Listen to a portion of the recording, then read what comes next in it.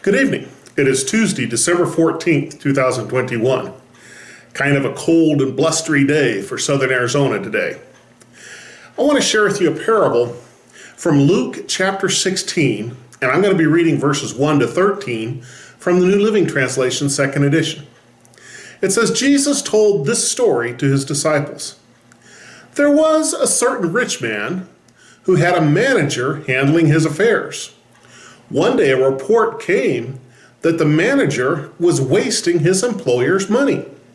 So the employer called him in and said, "What's this I hear about you? Get your report in order, because you're going to get fired." The manager thought to himself, "Now what? My boss has fired me. I don't have the strength to dig ditches, and I'm too proud to beg. I know how to ensure that I'll have plenty of friends who give me a home after I'm fired." So he invited each person who owed money to his employer to come and discuss the situation. He asked the first one, "How much do you owe him?" The man replied, "I owe him 800 gallons of olive oil." So the manager told him, "Take the bill, quickly change it to 400 gallons. "And how much do you owe my employer?" he asked the next man. "I owe him 1,000 bushels of wheat," was the reply. "Here," the manager said, "take the bill and change it to 800 bushels. The rich man had to admire the dishonest rascal for being so shrewd. And it's true that the children of this world are shrewd in dealing with the world around them than they are the children of the light. Here's the lesson.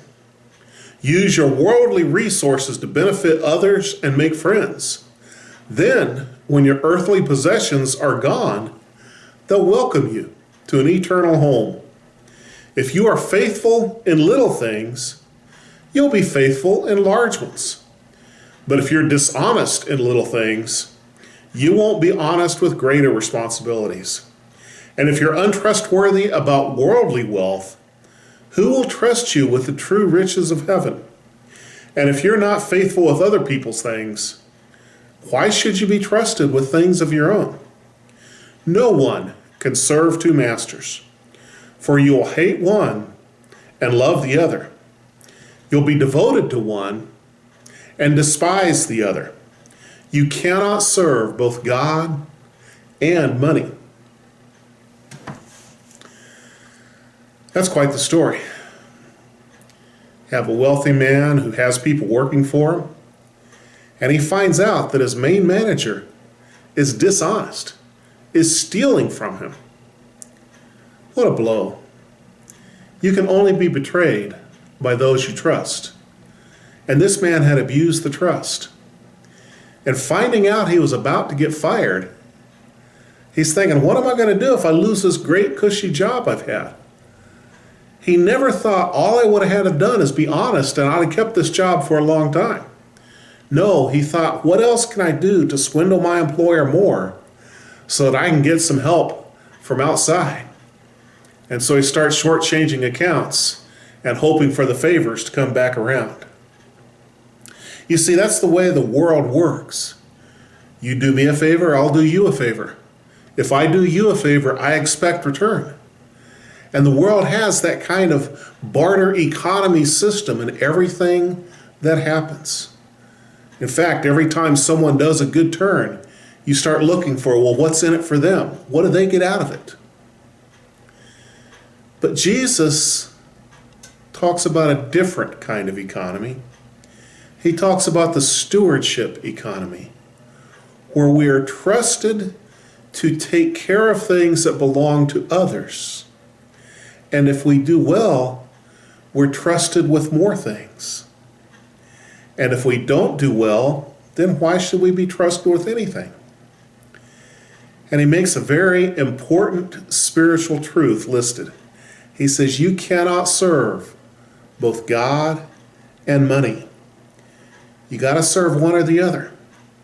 And if your life is set up on that kind of favor done for favors received, and everything is an exchange, you're missing out on understanding the great trust that God places in us.